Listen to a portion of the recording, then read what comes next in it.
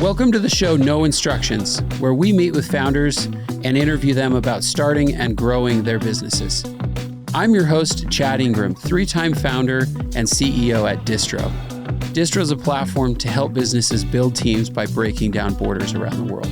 Let's go ahead and get started with today's guest and see how they built their business. So welcome to the show No Instructions. Today we've got Brock Weeks, the CEO and founder of Savi. So welcome and thanks for coming to join us today. Yeah, excited to be here. Yeah, cool. Okay. So we want to hear your story. And so before we do that, just tell us kind of Twitter style. What is Savi? You know, and we'll get to Savi, you know, later in the episode, but tell us a little bit what that is. Like, what does it do? Yeah, it's a video-based insights platform is what we call it. Essentially, we take surveillance video we classify them as distributed enterprise. Right now, it's restaurants and convenience stores and retailers, right? Someone who's got lots of locations that aren't very large, but they're operating tens to hundreds or thousands of them.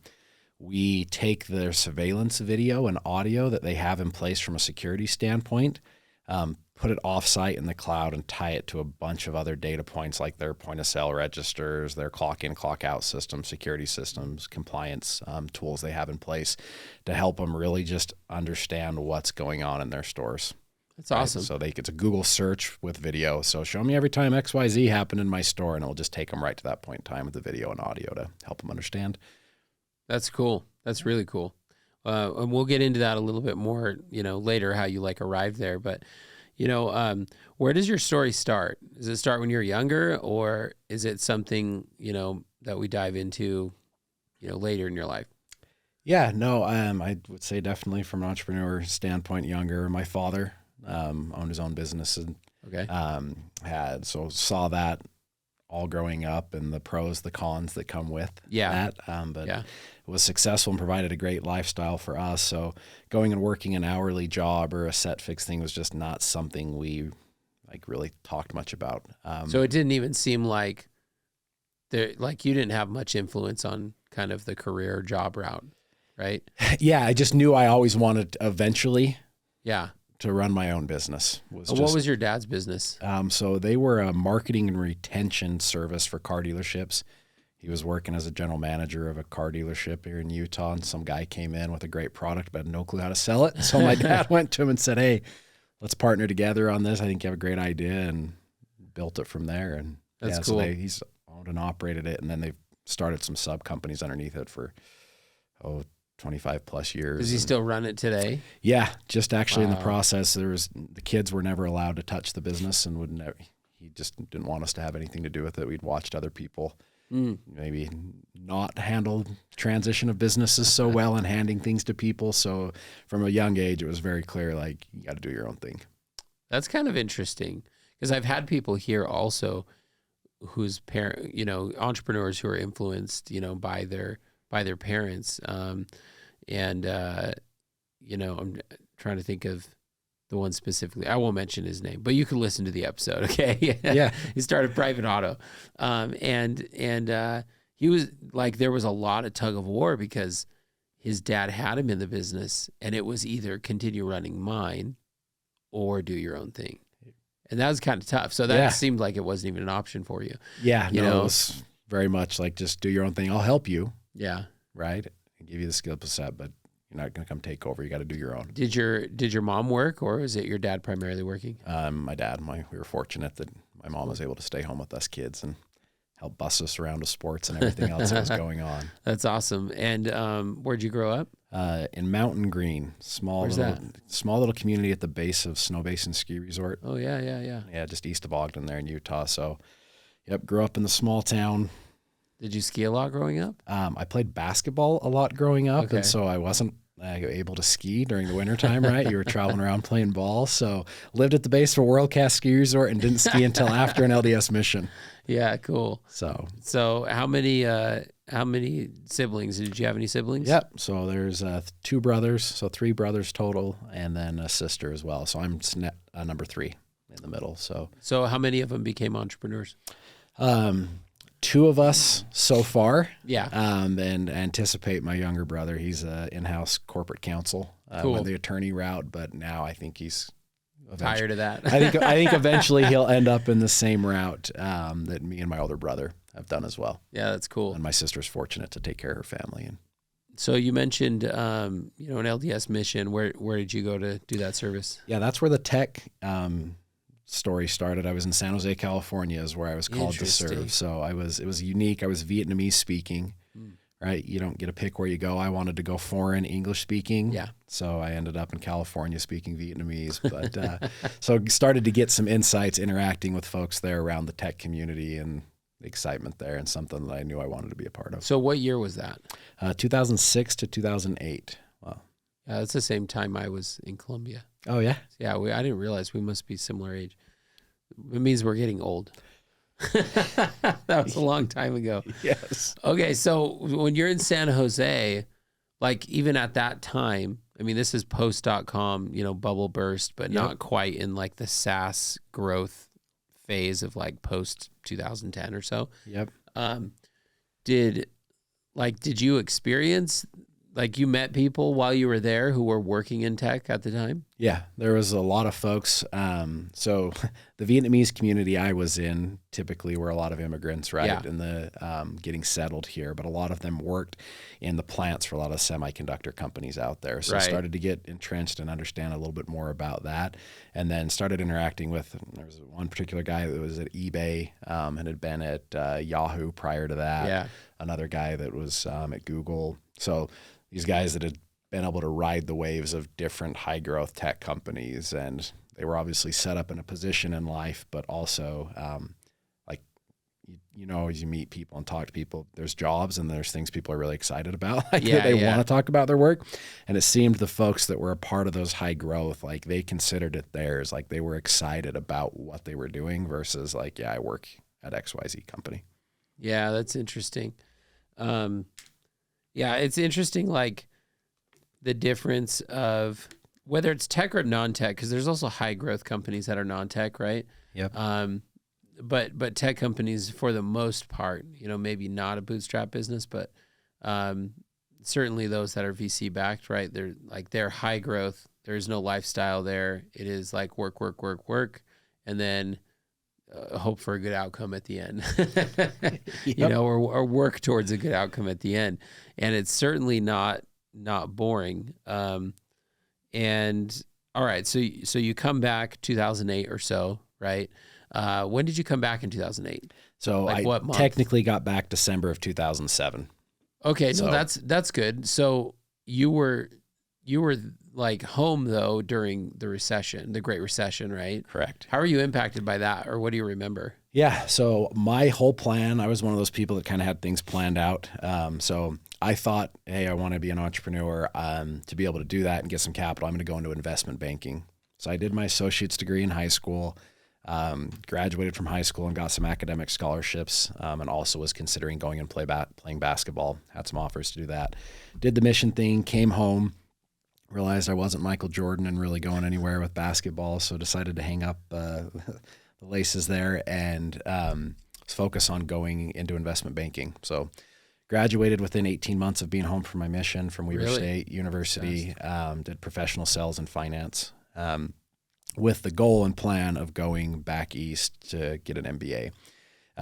And so I had some buddies go sell for Vivint, Apex at the time. Yeah. Made good money doing that in the summer and thought, well, I will at least work as hard or harder than you all. I think I can go out and do okay at that. But hated the summer sales world. There was a lot of things about it I just didn't want to be a part of. It's a culture, for sure. And it wasn't one that would look like it was for me, but the guys that went out and did it were guys that I really respected and trusted. So went and met with the guy they worked with, who happened to be the manager that designed all the sales training and everything for Vivint, and was a really sharp guy that's still one of the most talented people I've ever worked with.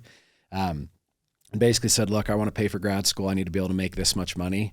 If you can tell me I can do that and this many, and give me the road and path to do that, I'll promise I'll put in the work to do it. But I need to do this. If I can't do this, this isn't a end all be all for me. I just need it to help me get here. So spent some time that, and then I also said, look, I got to understand the product.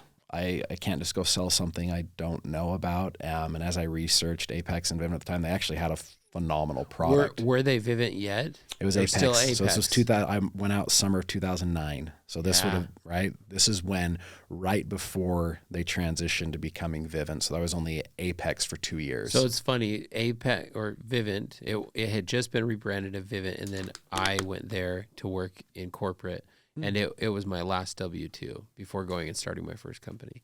And okay, so I didn't know you. Funny. What did you do there? Yeah, so I worked in NIS, so I did sales, but over the phone. Oh yeah. Yeah. Okay. So I did commercial TV stuff, but I did a few years of summer sales prior to that. Okay. And it was like, it's funny how many people have come in here on episodes and did summer sales. So many. If you want to go start your own business, you got to learn how to sell. Totally. And there's no better way. I always tell people, don't go make sure it's a good product, right? Like I did feel good about, but you want to learn about yourself and really learn the sales cycle of how to move people along.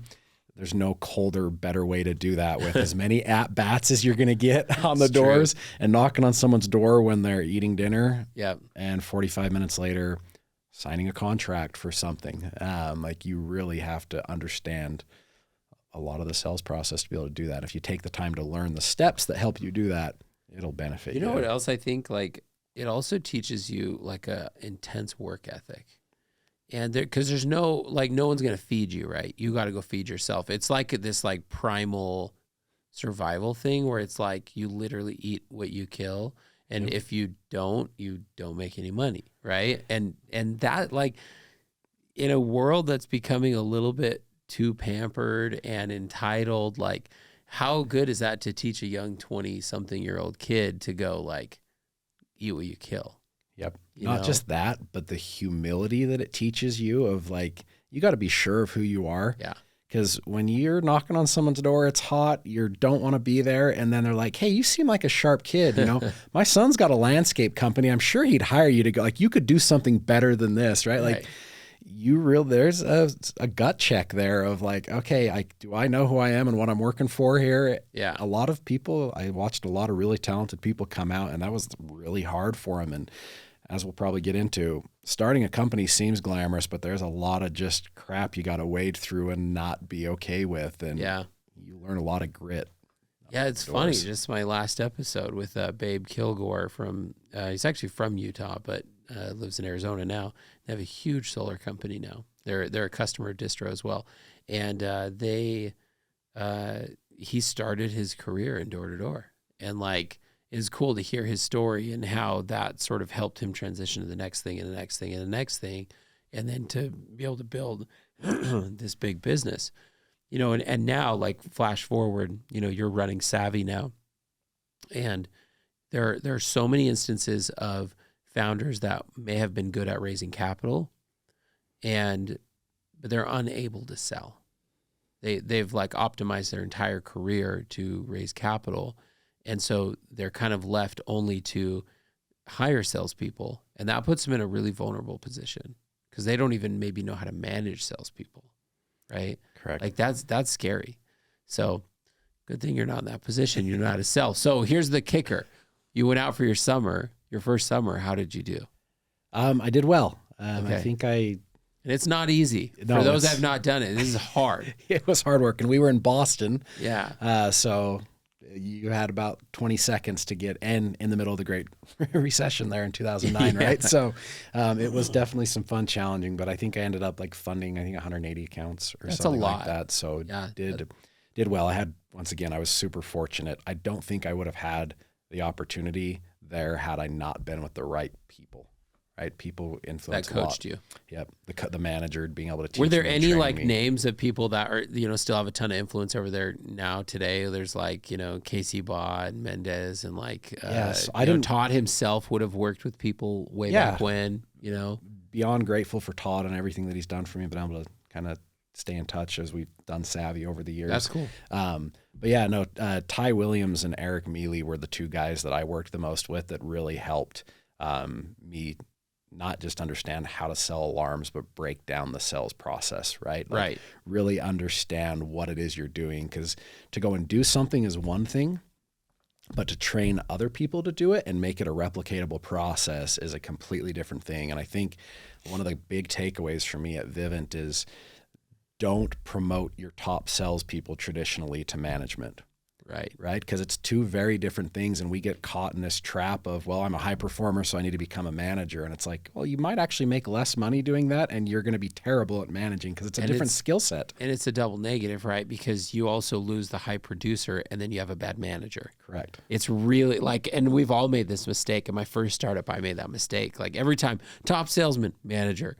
It's like sales have gone down. I wonder why. Yep. You know?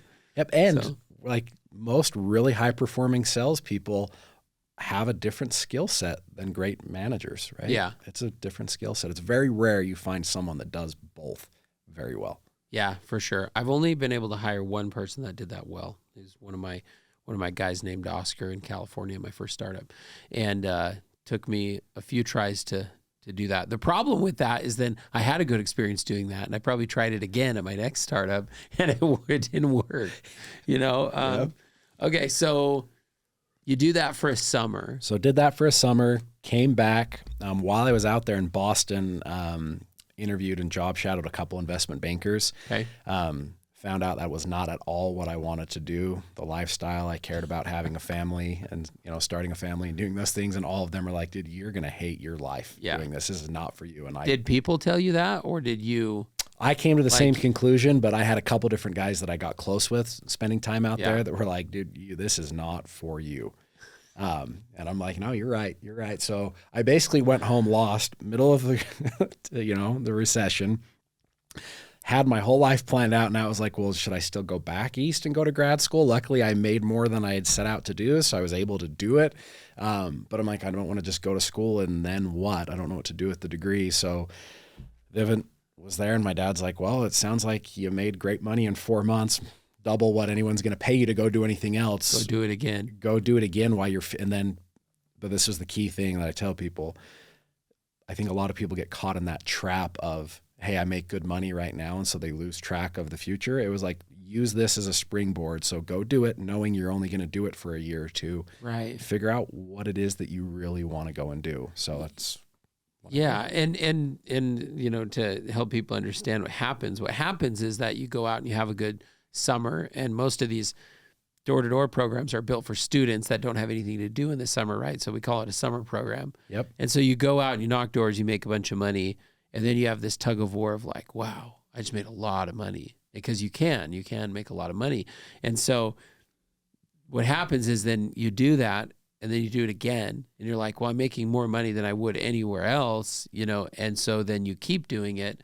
The risk is that if you do that for too long, you don't learn any of the basic office skills, right? Like, you know, and team skills, and you become, you know, not valuable to other employers. So you could get stuck. Yep. You know, I have friends with gray hair that still knock doors. Okay. Yep. And they're doing right. If that's what you want to do, they're making money. You're doing very well at it. But yeah, for me, it was, I want to learn the other stuff. So that very next year, me and another buddy managed a team. So there was 3 of us, and we took out a bunch of guys that had never done it before, and just had a great group of guys, went out and did well. We split that into 2 teams. And then I would kind of try to leave every summer and go do something else, not go to another company. And they would convince me to come back and do it again. So how many years? So did it from 2009 to 2013. So, but in 2012, I went to leave, and that's when Todd and them said, hey, look, there's this transaction that's happening.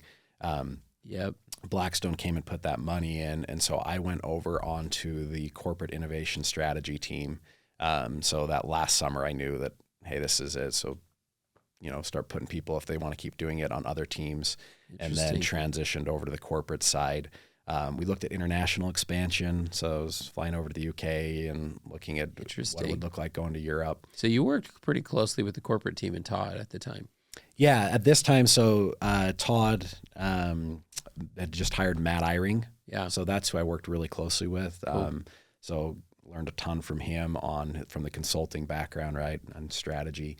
And so we looked at going international. It made sense to actually go into the commercial market over there. Yeah. It was like, well, why in the world would we go over there to do a commercial market if we haven't done it here in the U.S.?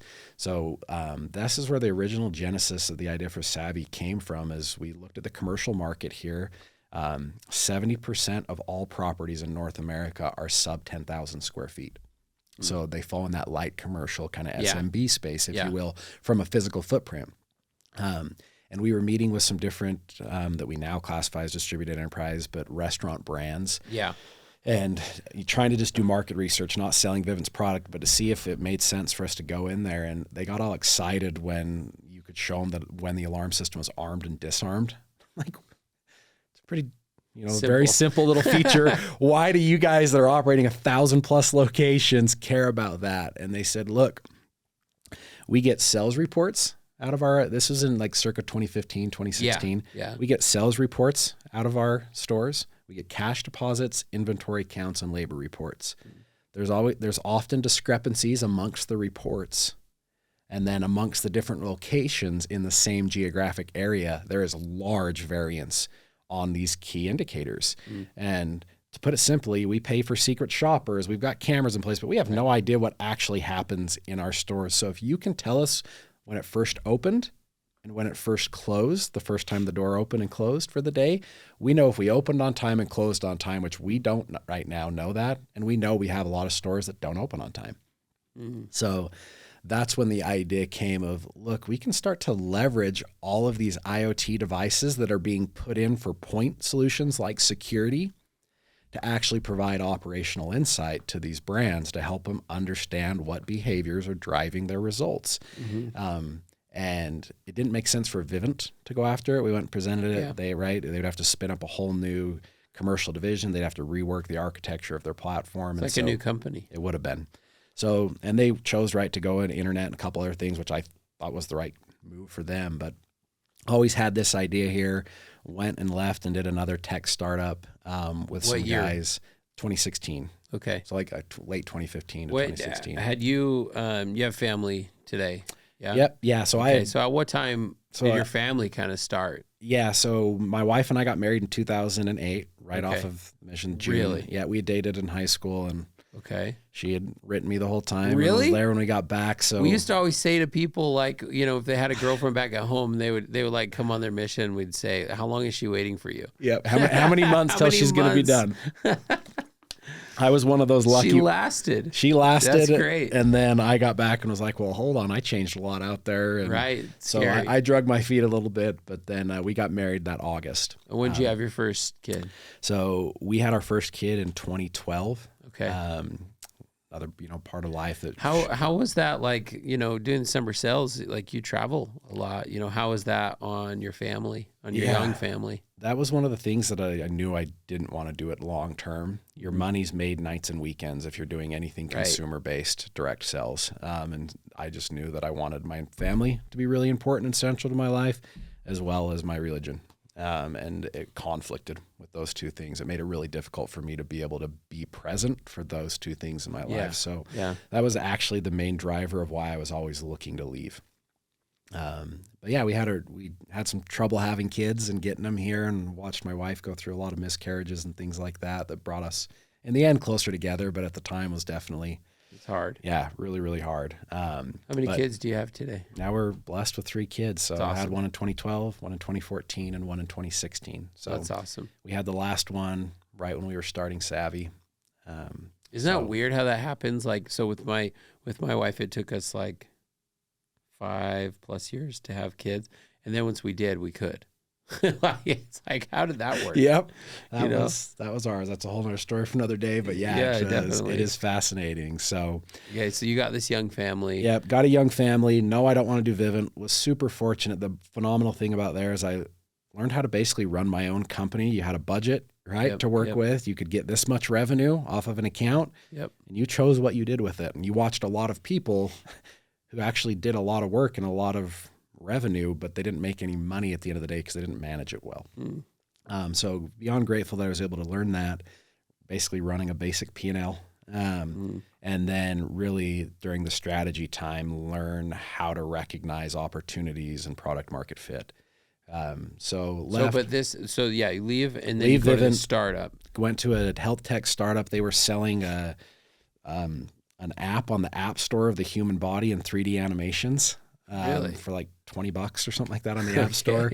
Had a buddy that I knew from Vivint that had gone over there and was diving into the data. And he's like, you guys have like 50,000 monthly active users on this app, either the free version or the paid. Yeah. And they're all using it Monday through Thursday, and then it drops off. It's like, these are professionals using this application. These are healthcare providers. So we dove into the data and realized it was being used at the point of care to educate patients. So it was really focused on orthopedic and cardiothoracic surgeons. So we took that, changed it into that it could be a platform. You could send information back and forth with the patient and be used at the point of care, and sold it as a subscription service for a couple $100 a month to doctors to use. So helped kind of transition, Consumer to SaaS. Yep, to a SaaS platform, include the iPad in it. So we would just go to conferences, and it was like, well, what should we charge for this? And it was like, well, we started at $100 a month, and the first conference had a bunch of people say yes. And we're like, okay, awesome. Great. Next conference, let's try 150, right? Like, yeah. You do the like Dupendorf or whatever, Westendorf price, elasticity, all. Yeah. But at the end of the day, what will someone sign a contract to pay for it? Yeah. And so we always feel like, look, get market share as long as you're making money. And we've adopted the same pricing strategy at Savi. Start lower. And for us, it's a beta adoption. You're going to give a discount, but you learn, yes, okay, they're willing to sign at that, but you also get to learn the onboarding and all of the other things that you need to learn in the business with a paid customer paying for it. So even if it's not the end goal, right, and you just be very clear, these are beta discounts you're giving, but then you can start to gradually drive things up. And we've noticed that there, right? We hit about 200 a month, 225 a month, and you started to get pushback, right? And then you started to get like, and you started to see attrition, right? Because it was just, they weren't on an agreement, right? It was month to month. It was too much. So you start to understand the behaviors of the consumer. What was your role there? So it started as VP of sales, to take things to market. Because you were the sales guy at Vivint, right? Like, you knew how to do that. Yep. And so they were interested in you doing that. So, earlier on you said you're an entrepreneur, like through and through. You were raised that way. It's in your blood. And so you're working, for these corporations and this smaller startup for a while. Like, how did that feel? Did you feel like any sense of dysphoria or whatever of who you should be or what you were doing? Or did you feel like you were still working towards it? Yeah, I would say I felt like I was still working towards it. Like, I put money into this startup and partnered with them, and ended up essentially towards the end kind of having to make some decisions on running it. There was some dysfunction there that we ended up leaving after taking it to market, and having some strategics offer to acquire it. And the founder having a different view than most of the team. So a lot of the team left. And that's one of the things I learned, how important the people you work with really are. Yeah. But no, I don't think I felt this way, because I was 1099 at all of those, right? At Vivint, when I went to the strategy side, it was the first time ever having a salary, right? I was like, okay, great, I've got a salary. But same thing here, went there basically like, look, I care about the equity, I care about the upside, let's partner in this. I'm not here for a paycheck. Okay, so I always had that mentality, I guess. So you still felt like you were kind of independently working on this thing. When did it get acquired? So it didn't get acquired. The offers came in 2016, and founder turned them down, and so a lot of the team left at that time. Oh, goodness. Just there was a difference. I think they're doing something different now, but they're still in business? Yeah, I don't think they're doing much with the software anymore. I think they've transitioned to some other things. Yeah. But it was just, right, you've different strategic opinions, and most of the team felt we should go this way. It's really funny. We're in a really interesting time in tech right now, because for the last 2 years, which is kind of crazy and a little bit good, that it's been about 2 years since the market got really tough in tech. We had a crash in tech, that was similar to the .com sort of bubble burst in summer of 2022. And, then in the coming months, the collapse of Silicon Valley Bank, which was the bank that no one else knew about. Yep. And all of us tech people knew very intimately.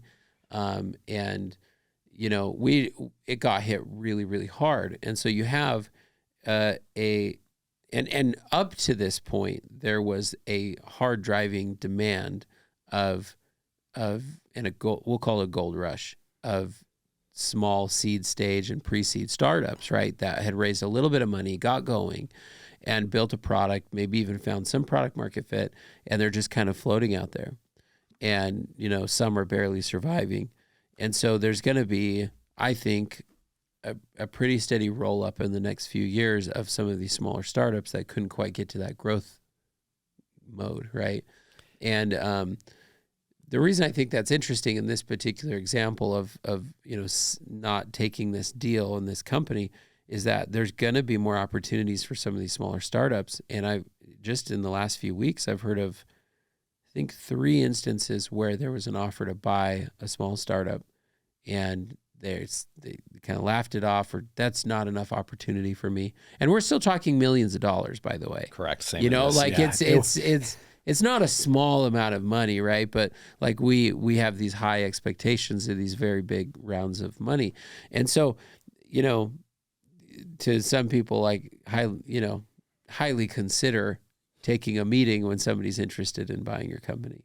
Yeah, it was a great learning experience for me to talk to these large strategic corporations and see how they think about things and why they're willing to pay for certain things, right?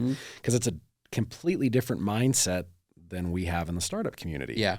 And when you start to understand the motivations behind them and what they're looking for and why, and it actually helps when you're building your product now, at least for us, of how you need to think about things for the future. Because we always laugh off the big corporations that are slow, but there's a lot you can learn from them, right? And there's a ton of extremely intelligent people there. Yes.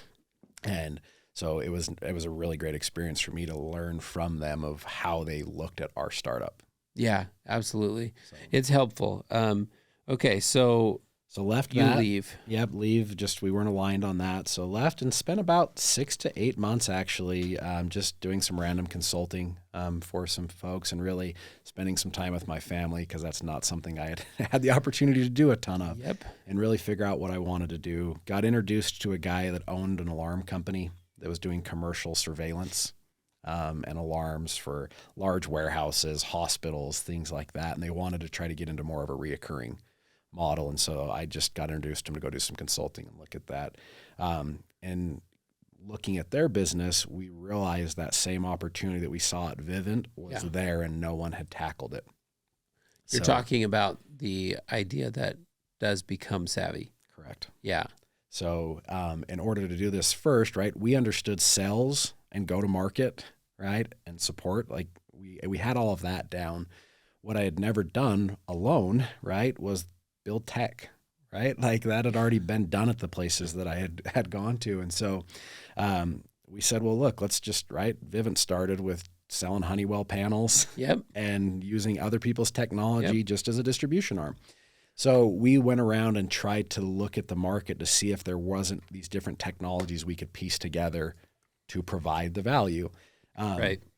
As we started to go in and look at that, there was not anything out there that was built the right way. They all still operated under the premise that video, which is kind of the core component to what we do, it was too expensive and too bandwidth intensive to take off site and put in the cloud. Frankly, in 2015, 2016 to 2017, it was. But as you started to look at bandwidth increasing as far as the available speeds from the telecom companies, the cost of cloud compute going down as competition started to enter the space, and storage, you had this perfect convergence of high quality video and IoT devices being installed really affordable. So they became fairly ubiquitous in our target market where they had already paid for the infrastructure. There was enough bandwidth to take the data and get it offsite in the cloud affordably so you could actually unlock it and do all of this without a massive team and in a really flexible way. So as we analyzed the market, we looked and said, look, no one is actually doing this, what we believe is the right way to architect this for this exact client base, which happens to be 70% of every property in North America. So after looking at that, decided, you know what, I want to go all in on this. We're going to I partnered with these guys for the licensing, sell off that part of the business that's not interesting. And the assets weren't, I mean, when I say sell off, it was, you know, there wasn't a whole lot. It was small, a few $100,000 of business that they could sell off there. But we saw this opportunity, so we actually shut down that other part of the business, kept the name though, because it actually was aligned. We'd helped them pick that name as the consulting. Yeah. So kept the name, and in late 2017 is when we had made that decision and raised a little bit of seed capital from some high net worth individuals that had experience in our space. And we were just fortunate to meet them. One was Drew Major. He co-founded Novell, right? Was CTO of SimTV. He had done a lot with video streaming. Yeah. And so to meet with him and him say, no, I think you can do this at those price points. Like, technology is heading in the right way. This can be done. So that gave me like the assurance of, all right, this guy who knows. That's validating. Yep. Far more than me is saying, no, that technically speaking, this can be pulled off, because I'm not a tech guy. I didn't know that. Now, technically, you hadn't pulled it off yet. No. Right? No. This was a concept, an idea that was coming together still. And so you're pitching this guy on this idea that this can be done. And so he puts in some money. Yep. So he puts in some money, got connected to a guy named Bob Nilsson, who was a restaurant operator. He'd run through the ranks of Yum Brands, became president of Burger King, helped scale a local company here, Cafe Rio, that everyone knows. Yeah. So, right, really knew our space, and same thing. Yeah, this is a problem that would really be beneficial to these brands to be able to have if a tool like this existed. So he joins in. So he joins in, puts some money in.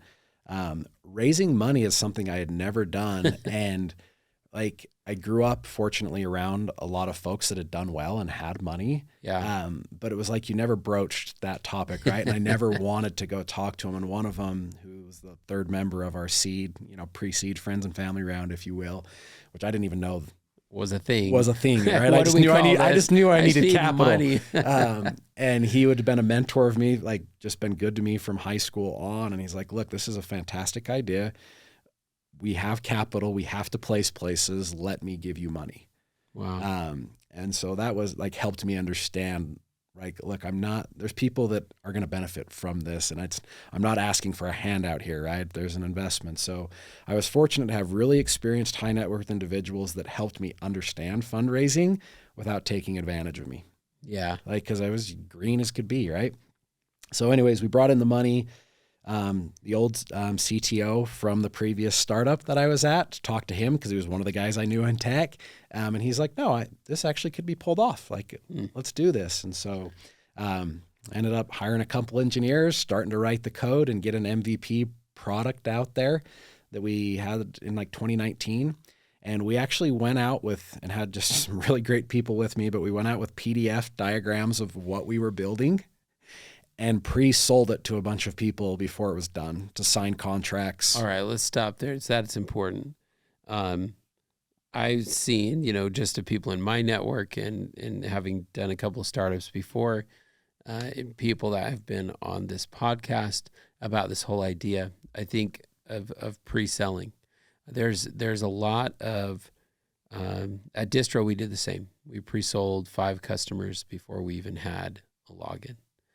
And that was critical to the early phases of our growth, like our being able to like cash flow the business, like have an actual business with revenue. And I meet so many like young, aspiring entrepreneurs, and some of them, I don't know if I can call them real entrepreneurs yet, because they're just working on this idea, and so there was one time I was on a panel, and it was a discussion about like those that have raised VC funding, and and I haven't raised a crazy amount. I think I've raised like 15 million or something, right? Yeah. And but I'm on this panel, and this kid raises his hand, and he goes, I call him a kid. He was probably like 30, and he's like, when should I raise capital, and so I said, well, it really depends, and I said, do you have a business? And he goes, well, yeah, I have a product, but we're pre-revenue, right? That's the kicker. And I said, well, how long have you been working on your product? And he says, 3 years. And I literally said to him, hopefully this kid doesn't hate me. This was a few years ago, but I said to him, you're done. You've taken too long. You've missed your window, right?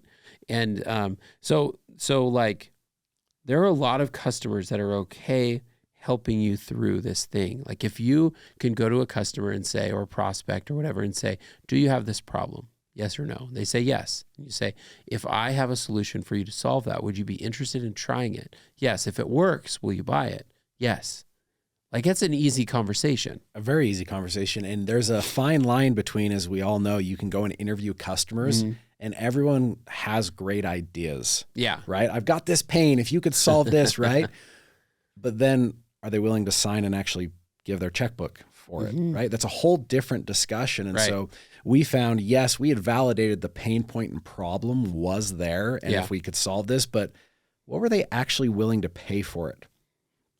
So when we went and sold the first couple accounts, right, we were basically like, okay, we know worst case scenario, this is our cost. Yeah. Start there. Let's start there, right? Yeah. And we know we're going to be able to optimize just with what we were doing. We knew we were going to really be able to optimize that, but it was like, let's start here. People are used to security. We've got a large background in that. That can kind of be a pigeonhole price to help us to get, throw a dart at the board and start from there. But you start, at least for us, when people will sign on the dotted line a contract, then you actually have something and the price point is at least in line. Yeah. Right? You've got a business there before putting a ton of money into other stuff. I think in the tech community, we get really caught up in great customer interviews and, I've got this big customer who says if I have this, this, and this, and it's like, well, no, if they're really actually going to do it, they'll be fine to sign paper because you can put very easily in the contract, if we don't deliver, then you are not bound by this at all. But if they won't even sign that contract, you don't have a deal. You've got nothing. Yeah, you don't even have the inklings of a deal. So, okay, so you pre-sell some deals. You raise just a little bit of, pre-seed money. Yep. What happens next? Yeah. So, we start selling a lot of those pre-sales and getting the infrastructure and whatnot in place with some of these brands so that we can start testing things in there and, realize that we're going to need some more capital now to build out the full platform, right? We had built just the basic licensed technology that we knew was too expensive, but if it worked as the product, we could backfill. Yeah. And so we went out to raise some money, started to actually learn what fundraising was and what a seed round was. And we were fortunate to have a really reputable, great group say, hey, we want to, give you 1.5 million to go and bring this to market. They said we're raising a new fund out of this, right? Did everything with them. And they weren't able to get their fund in place, right? Oh, man. So we had counted on this money, right? And it didn't come in, but I had started hiring, right? That was going to be my next question is, did you, anticipate the money coming in so you ramped up to it? Yep. So we had ramped up for it. Yeah. I've done that. Went back out, found another group, signed the term sheet, and they had invested like $35 million into the state that year before, had a mutual connection to them. And I was like, oh, this is great. And so they actually wanted to put in $3 million. They just wanted to do it in 3 tranches or 4 tranches. So we're like, okay, great. Sign everything. They pay the first tranche. Everything's good. Got through those rough times of payroll, right? Oh, man. A week before the second tranche was supposed to hit, get a call. Hey, we've had some investments go south. We don't have the cash to give to you. Sorry. And once again, I had this ramped up team. So I remember taking the title to my truck, running down and getting a loan on that truck and putting it up for sale so that I could pull the loan to be able to make payroll. I figured it would buy us a month. I've done that. Right. So luckily I lived fairly prudently outside. I still had 3 kids and a home and a mortgage and all this at this time. So we had a line of credit on our home. So I tapped into that as well as some of the other investors. And I actually learned a really valuable lesson at this time. I thought like this was a signal of me failing as the CEO. So like I didn't want to go to the other investors and stuff and let them know how bad it was. Right. Like I felt like I'll just solve the problem and this is all on me. This is my fault. Right. I chose these guys. And it was a really obviously stressful time. I mean, I got shingles. You have to go show up to the team.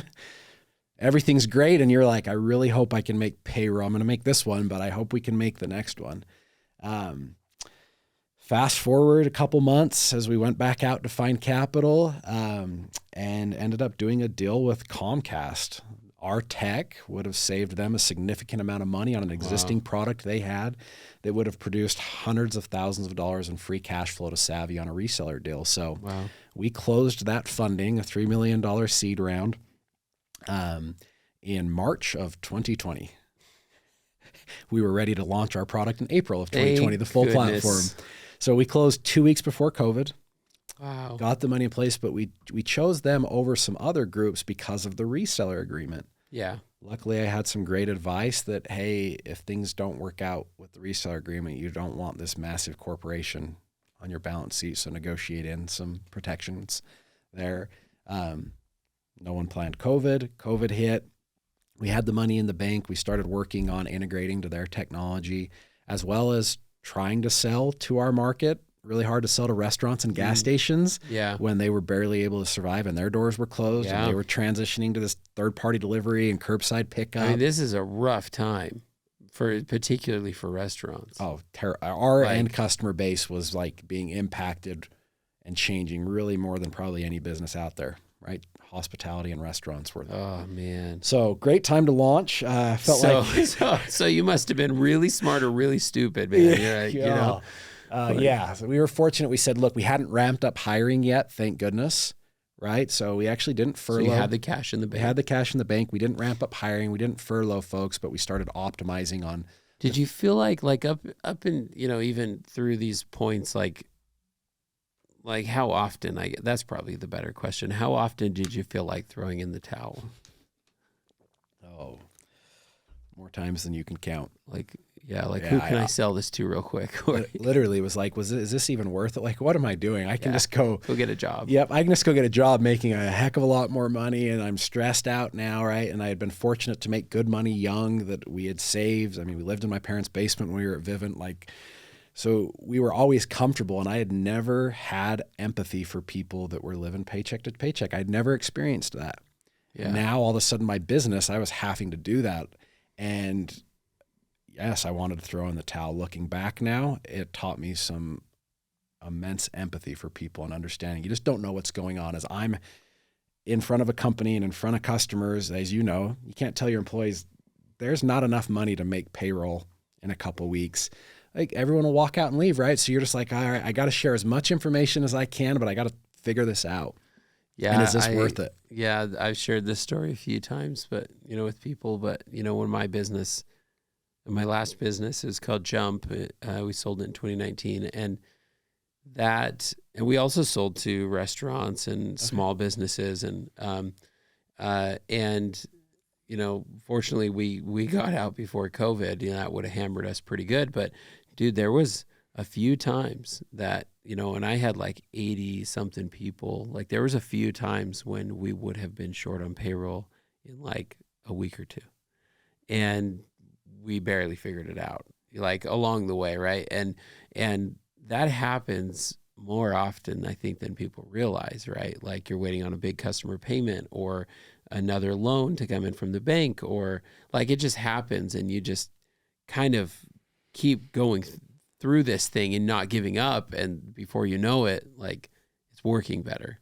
Correct.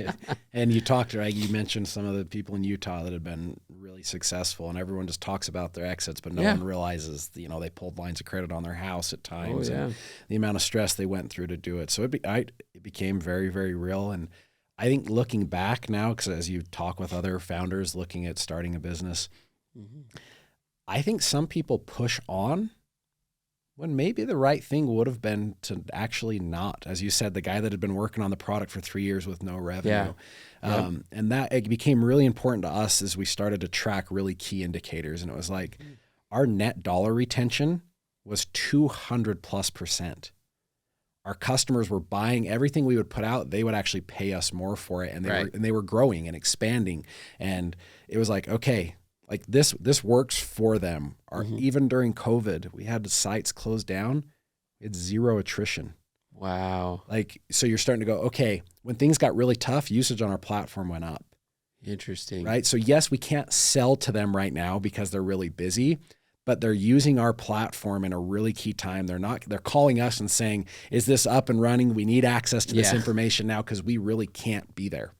Yeah. So it was like, okay, the underlying fundamentals were sound, right? If the underlying fundamentals aren't sound and you're not tracking the right indicators, yeah, it may not actually be worth going through the hell that it is and the risk, right? Yeah. So, and in many cases, it's not for a lot of people, but when you see that there are indications of a good business here, then you're willing to take those crazy risks, like your house. I also signed my house over, like those are risks that you take. That's kind of crazy, right? Yeah, looking back, you're like, I did that to my family. Yeah, right. Like but in the time, you're just like, okay, it's almost like you go into survival mode of I've got this set of problems. I can only control what I can control. Yep. So start checking them off the list. Yep. And you go and do. But we did that. Thought, okay, we get through COVID, right? 2020 comes and goes. We still grew from existing customers, building new sites and things happening. And then we were all excited about this reseller agreement. Well, during COVID, they ended up closing that division of their company and reallocating resources elsewhere. Nothing to do with our technology. We couldn't control, but so it was like, okay, well, that's not going to happen. Now I have this big partner. So we were fortunate that we went to our existing investors and a couple others, and they said, no, we'll put in the money to buy them back out for that clause you have that if you delivered and on your end, they'll take the capital. So we put together money and we bought them out. Bought Comcast back out. And then that was kind of a level set of, okay, that and enough capital for a year. Let's go figure things out and figure out, do we have something here? We'd had strategics reaching out, or should we look at selling? And we were fortunate. We grew 50% with me and one other sales guy, right? Yeah. No marketing resources. And we just started to grow really quickly. And the problem got exacerbated by COVID that we were solving. Yeah. So it actually ended up being a huge blessing, right? In retrospect, at the time, not so much. So we got through that and started to grow. We signed our first enterprise client that, had 1,000+ locations, a really healthy contract.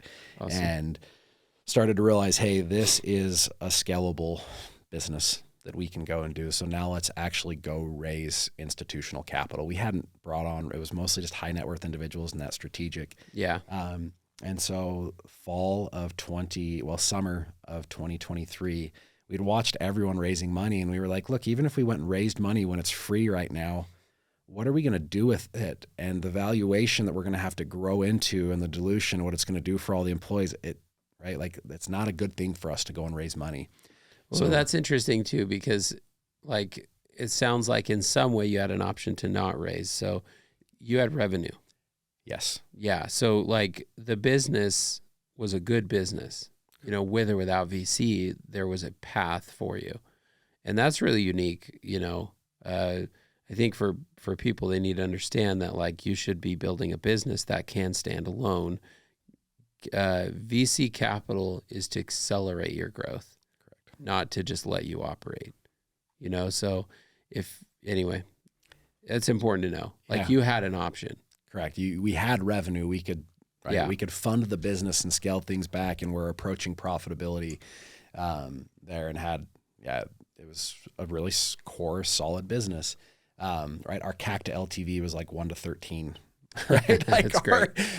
Just the metrics were in line that it was like, no, we have a business here, but you can only punch above your weight for so long. You either have to make weight or drop weight or drop classes, right?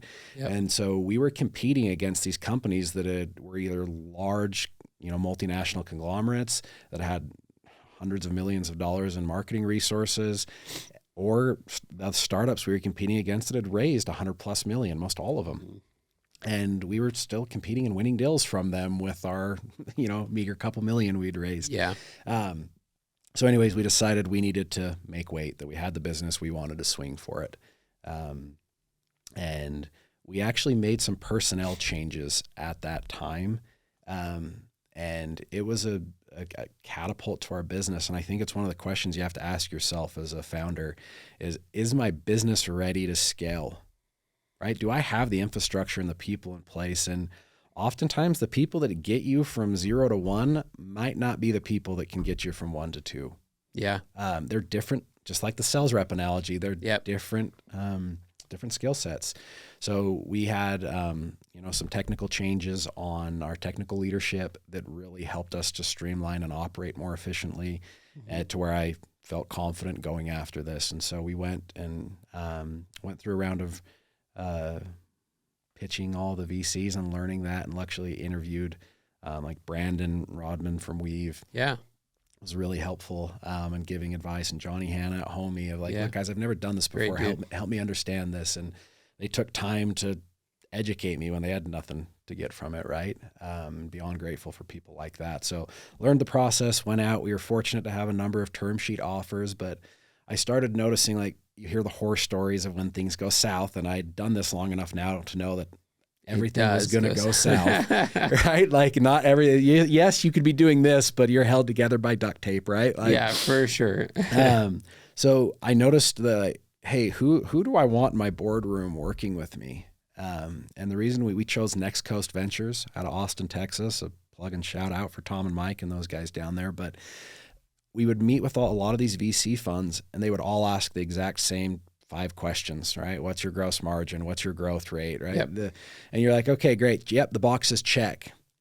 And then it was like there was no other conversation to have. Like, we're finance guys, so here's a term sheet, right? Yeah.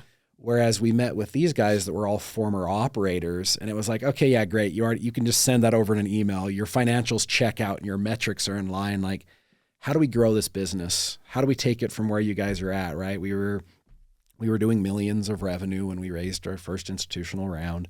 It's like, how do we take this thing to the next, right? We're in 5,000 sites. How do we take it to 20,000 sites and then 100,000 sites, which is only 8% of the market that we're looking at, right? Yeah. To get like, no, this has legs to go. So who's the partnership that can help us today get where we need to go? Because we don't know everything. Right. And so for us, that was important. I wanted guys that had done it themselves and weren't just going to be giving me spreadsheet finance advice. They were actually going to be giving me tangible, helpful advice. It's true. And that's good. It's good that, I'm assuming some of these guys probably gave you advice on that as well. Like, yes. Like, Johnny, who's also been on the podcast and a great guy. He was really kind to me when I was, doing my first startup. And all money's green, but I think, money is different shades of green. It's like most of the institutional investors out there are run by non-operators, most Correct. of them. And so when you can find a group that has that operational experience, they're going to understand things that you're going through in a different way. Yep. So, yeah. And every deal, like even the good deals, still go south at times. Right here in Utah, we have deals that have sold for unicorn valuations, but along the way, there was like question of whether they're going to go out of business or not. Yep. So like being able to work through those like hard times it's important you have the right people on the table. Yep. And you're going to have them, right? Yeah. No one's immune from them. Mm-hmm. So that kind of brings us to today. We now have capital to actually spend money on marketing and go to conferences. How much have you guys raised now? So we did a $12 million Series A round that we just completed in December. Wow. So that's awesome. So yeah, now it's a new set of challenges, right? It's a lot of looking at your processes and a lot of hiring and training, and you start to realize how important training is, and putting processes in place to onboard folks, right? Yep. You can't just keep doing everything one at a time. But it also opens up a lot of doors, and I'm once again grateful that the folks that have invested are operators themselves, because they're like, look, the number one mistake we see is people ramp up too quick before they actually have the processes in place. So you've got a great solid core here, but let's not get the cart ahead of the horse, right? Mm-hmm. Like put these core things in place. And so it's been great. It's fun, but definitely not any less stressful. No, definitely not. But it's a different, right? Are you, I'm sure there's stressful times, but are you happy doing what you're doing now? Wouldn't trade it. Yeah. Right. You can sell any type of widget. You can go get a job anywhere. For me, right, like we've got a great business now. We have 3 guiding principles at Savi. The first one's the most important to me, and that's that we believe people matter. Yeah. And it's been awesome, right, to see people grow and develop. Like one of our just amazing team members who leads a lot of our technical implementation now, he was a prison guard when we hired him. Wow. Right? But you could tell he was scrappy. He was hardworking. We couldn't afford anyone with the skill sets that were needed, but it was like, he's like, I like to tinker with this stuff in my free time. And he is like a key contributing piece of Savi we wouldn't be able to do without him. And an onboarding specialist who came without a lot of experience and now like is the core culture of Savi. Like you just can't get that anywhere. And I think that's why I don't think I'll ever stop doing what we're doing and building another business is you get unique challenges that you're going to be able to solve anywhere. But like to watch a business grow and the people evolve and grow with it. And some of our people have had to move on to better opportunities that were better suited for them, but hopefully we left them better than we found them, right? Yeah, yeah. And that's a key thing for me is like you get to watch that at a different level. Yeah. That is really rewarding and you get fulfillment out of.